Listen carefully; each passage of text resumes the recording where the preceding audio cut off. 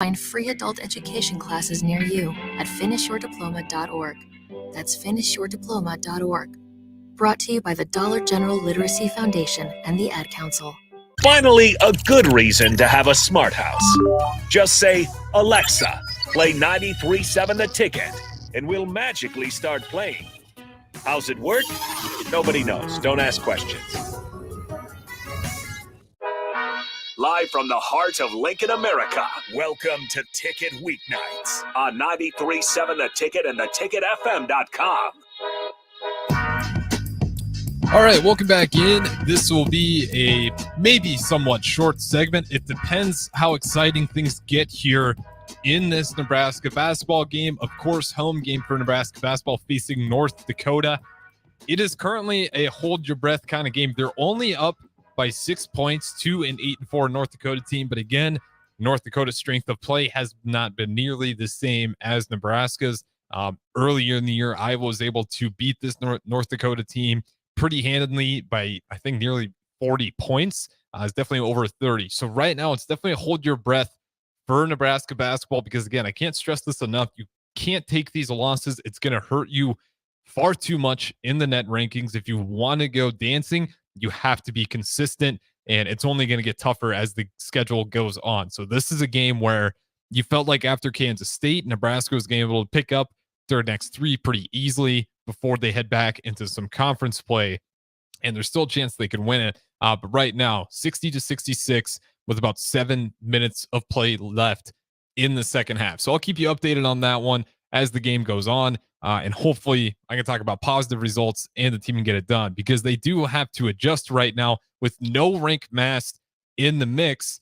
That's a big deal. I can't stress that enough. They're going to have to find ways to distribute the ball, play make in a rebound without rank mass. We will talk about it on the post-game show, but just for some quick numbers for you guys.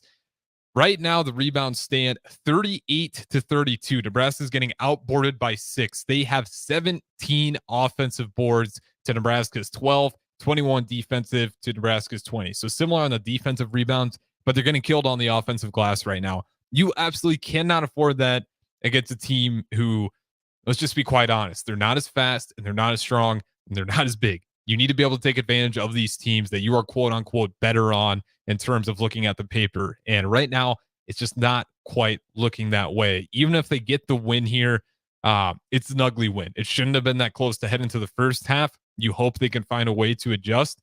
But I think losing Rink Mast is showing its ugly head pretty fast. He's going to be a hard guy to replace out there. In the past few games he's had, Rink Mast has been putting up nearly a double-double every time he's out there. Points, rebounds, and flirting with a triple-double at times as well through his playmaking and his assist numbers. They're trying to figure out a system right now to distribute the ball, get it inside, and it's just not quite working out too well for them. Really not until the second half as they did get another point. So 68-60. Man, this game, I'll be honest, this game's making me nervous as Nebraska basketball really needs to get this taken care of if they want to build momentum so they can actually go dancing. But I think they're going to be searching for answers. Who's going to be getting those rebounds? How are we going to move it inside out in order to get our play set up? Because early on in that game, you see Nebraska taking shots from outside 15 foot for the first 8 and the first 7. And on that 8th shot, the only one that was inside 15 feet they actually make. So they need to practice that. Stop forcing deep threes when you don't need to. Again, against a team who on paper, you should be able to cut inside. You should be able to get to the free throw line and just be bigger. You just have to know your opponents and quit forcing bad shots. If you're not forcing bad shots, this is the team you can beat. And right now, it seems like they forced a lot of bad shots early in the first half, and now we're back down to just a 3-point game. So hold your breath. 4 minutes and about 30 seconds left in this Nebraska basketball game, and they really need this one here. Build some momentum. You could have a 3-game winning streak there, going from Michigan State to Kansas State to North Dakota, and try to pick up a few more before the break. And then obviously some holiday play, get back into Big Ten Conference play. So I'll keep you updated on that. I'm not going to talk about it too much as we will have the post-game show as soon as it wraps up. It'll be me and Jake Bachman breaking down some Husker hoops with you guys. In the meantime, if you want to talk some early National Signing Day on players that you want more information on, You're curious what Matt Rule's thoughts or even what my thoughts are. Harrison Arens going solo until we get to the end of this basketball game here. 402-464-5685. That is the Starter Heyman text line, as well as Facebook, YouTube, Twitch, Twitter, Allo Channel 951. Feel free to put a face to the voice that way as well. But looking at this early National Signing Day period with Huskers, I think a lot of fans are pleased with the results. We didn't see any guys that were committed flip the other way. In fact, we would get Larry Tarver, who was committed to Maryland, great 4-star cornerback. He flips to Nebraska, which is good. We needed more depth in that room, and to add another 4-star in that mix, along with a bunch of other guys that came with, Mario Buford again. I think that's awesome. He's going to be able to play with his brother in the same college D1 Power 5 uniform as a Husker. And looking at this Tony White team, there's no surprise that if there was a player that was going to flip, the defensive side of the ball makes sense. Based on what we saw last season, I mean, year one running that 3-3-5, it was clicking on all cylinders for the most part. Michigan State's that one slip-up game. Wisconsin, they couldn't contain the quarterback run with Mordecai for whatever reason. That was giving them a lot of havoc. But for the most part, you look at Colorado, Michigan State, Wisconsin as probably the worst games by that defense. If I'm missing one, you can correct me if I'm wrong. But in that Wisconsin game, they pretty much played great at every level except stopping the quarterback run. And I say that because if you think about that Wisconsin game and that brutal overtime loss, we had them in 3rd and long over and over and over again, and they were able to get a quarterback run going. But again, that's a pretty small sample size of teams that were actually be able to effectively move the ball on Nebraska. So again, Larry Tarver, a big flip from Maryland to Nebraska, 4-star cornerback. And then, of course, we got a lot of the guys that we're already excited about. Daniel Kalen, a 4-star QB, Elite 11 QB. Let's add another number 1 recruit, QB-wise. Number 2, if you're looking at, I believe 24/7 has the number 2 recruit in the country. But you get another Elite 11 quarterback, quote-unquote, the best quarterback in the class. Throw him in with Daniel Kalen. Chubba Purdy's on his way out, so you're going to have to find some answers there. Because the biggest concern now is I think this is a very, very young quarterback room at Nebraska. Even if you didn't expect Chubba Purdy to start, it would have been great to have that competition in the offseason because those guys would be able to look at Chubba Purdy, see him run the offense, get an idea of what it's supposed to look like, what Matt Rule, what Satterfield wants this offense to look like when it's clicking, and just get the mental reps from the sideline. Now they're going to be in a position where it's go time. All right, you got to suit up, and you're going to be practicing against a really good defense. So hopefully it's one of those situations where iron sharpens iron. And again, looking at the quarterbacks, I think that's probably the biggest concern is the youth. The wide receivers, a lot of youth there as well. The offensive line, a little more veteran. The running back room, you're going to have more veteran. Tight ends, of course. Defense, you're going to have a good mix of old and young. But for the most part, this offense it's going to be young, which is a little scary when you think of the turnover numbers from last season. 26 interceptions alone from our musical chairs of the quarterback situation, if you will, where we're going from Sims to Harburg to Purdy to back to Sims to Harburg to Purdy. It was just musical chairs with guys getting hurt or guys turning the ball over. We had to find a solution, and it chalked up to a whopping 26 interceptions. And I'm not even counting fumbles at the end of the year. So now you got a young quarterback room. This is where you want that. You believe Matt Rule is a good development coach to really kick in. Because I can't stress again how young this roster is going to be on the offensive side of the ball. It's a little bit 50-50, which doesn't seem like a lot, but it's a lot when you're looking across the landscape of college football to have that young of an offense out there playing a lot of reps. Now, hearing Matt Rule, how he wants to use a lot of these guys is also interesting. We already know it. Matt Rule likes athletes. He likes those track guys. He can get some real numbers on them.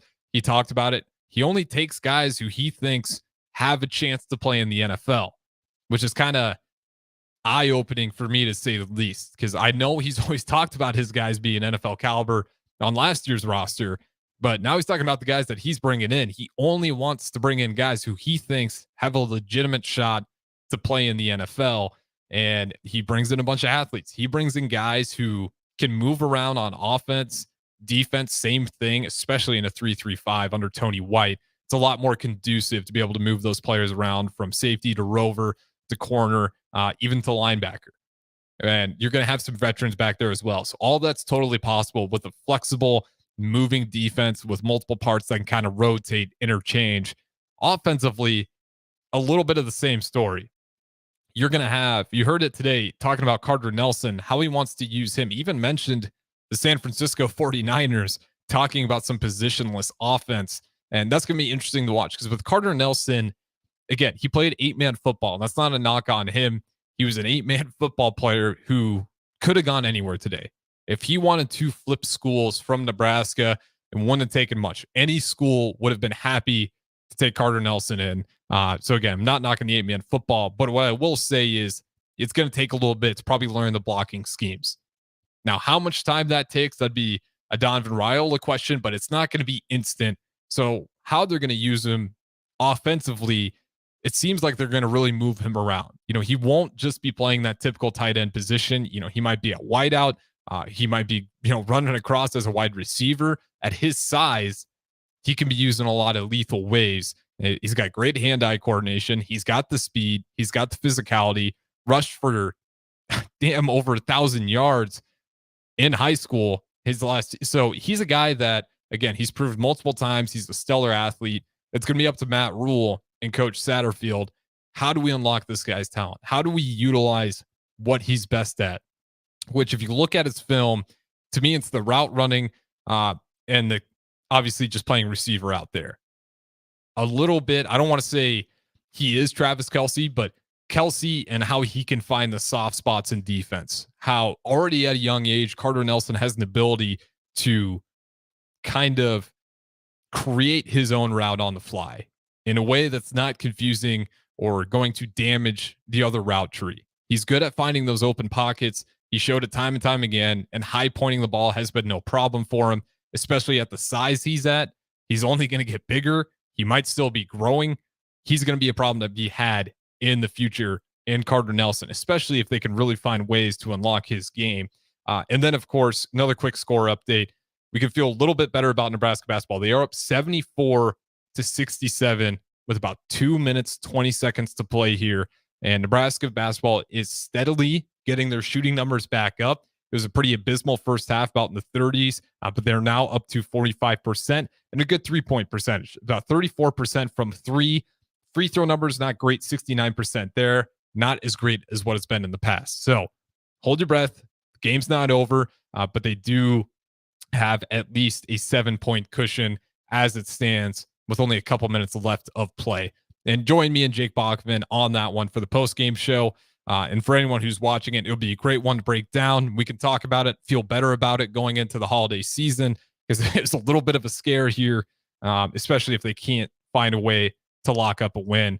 So again, keep your eyes on that one. Keep it glued, because I'm going to keep stressing it. This game, even though it's North Dakota, seems like a winnable game. It's going to not do much for you if you win, other than keep you at a nice record. It's going to hurt you a lot if you find a way to drop this game, as we saw with Michigan State at the beginning of the season, losing to a James Madison team, who James Madison far and above better than this North Dakota team. So I don't want to knock on those guys at all, but I think it's still a timeout right now. So we'll go back to some Nebraska football. And excuse me as I'm kind of going back and forth here, as I've got my eyes really locked on this Nebraska basketball game.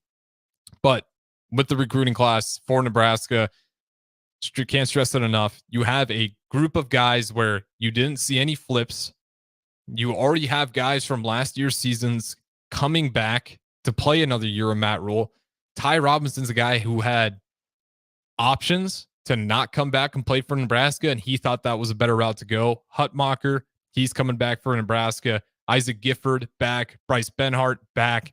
Just a plethora of guys under Matt Rule's system that they're buying into the process.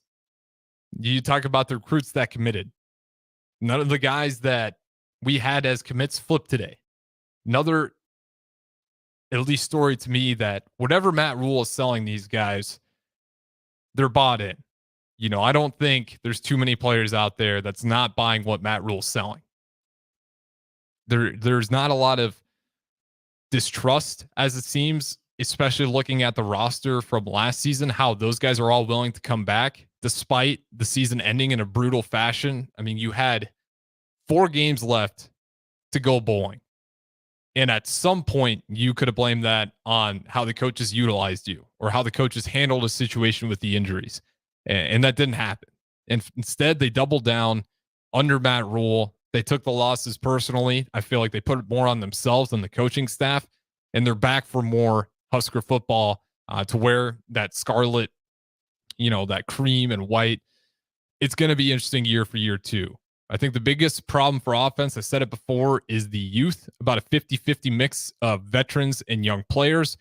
Defense should be right on par with where they were last season. I don't expect that defense to drop a beat for Nebraska football. The way they were playing last season, the way they finished the year, I understand that we lost the last 4 games, but that defense, in my personal opinion, didn't have a lot to do with it. Other than that Wisconsin game, you can argue. Michigan State game as well, but I think the Wisconsin was more of a offensive woe. They didn't give up a lot of points to Wisconsin until the very end there. But again, if that offense can just get to 17, 20 points, you win that game. And the offense, rarely touched those numbers last season unless it was against an inferior opponent, the Northern Illinois, the Louisiana Techs. You get the point. So it's one of those situations where I'm not going to put all my energy into this Nebraska offense being awesome right away. I won't panic if I see Dylan Raiola or Kalen make a bad read, because I think it will take some time. I think there will be some growing pains, especially as they're just getting into the Big Ten build. And again, talking about, how young these players are, it's also kind of a good sign that Dylan Raiola, he's a guy that's listed at 6'3" right now. In pictures, he looks closer to 6'4". He looks like he's still growing. He's already got a really good size. He's all 220 pounds right now. You only expect him to maybe not put on more weight, but continue to get in better shape and have some more of that lean muscle mass to add to his weight and shave off some of the other weight that's unnecessary, but still stay around that 220 number, 215.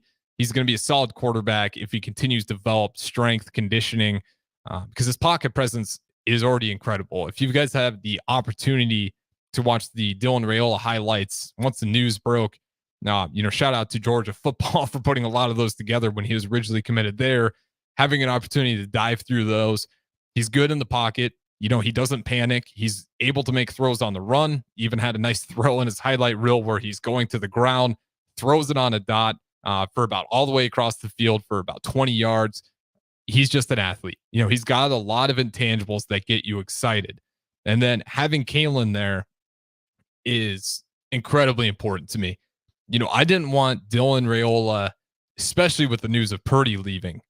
If we didn't get Kalen and Purdy left, then you're really looking at Dylan Raiola with almost the savior complex, which is something I always get nervous of when I'm talking about, young at once, they're still technically high schoolers, looking at them as a savior complex to save your favorite Power 5 football team.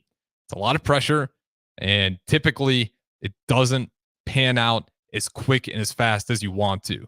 So you want to give these guys some time, some room to develop. But with that being said, as we're only about 20 seconds away here from Nebraska basketball getting the win over North Dakota, it's 81-75 right now, a much needed sigh of relief. It does look like they're going to be able to wrap things up here as long as they can make their free throws. But it does look like Nebraska basketball is going to escape with victory. So don't go anywhere. Me and Bach will still have the post-game show right after this.